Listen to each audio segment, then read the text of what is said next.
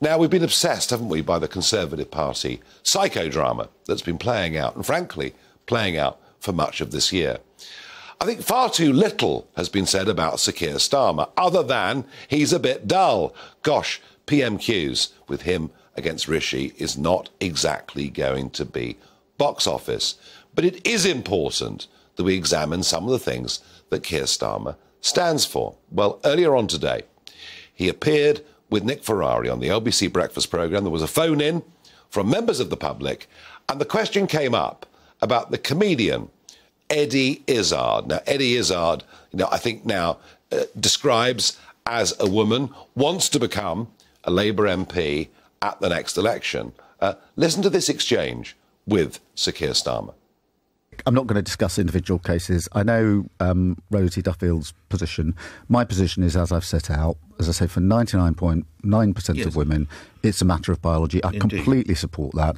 There is a small percentage... So Eddie Izzard could qualify in your struggle with their gender. Indeed, of course. And I'm not going to simply put that on one side. They are... No, indeed. And ignore that. But Eddie Izzard could sit on an all-women shortlist. Well, Nick, I'm not going to discuss individual cases. You just won't give me a comment on that? I'm not going to discuss individual cases. On that show, he was asked, what is a woman? And didn't have an answer for it. And the Labour Party are absolutely tying themselves in knots over issues like trans rights. Rosie Duffield, one of their MPs, could even be standing down because when she speaks up as she sees it for the rights of women, she gets so horribly bullied. And that shows you that Keir Starmer himself is absolutely stuck in North London and, again, doesn't really connect with those Red Wall voters, but those Red Wall voters having family histories of voting Labour, and they switched.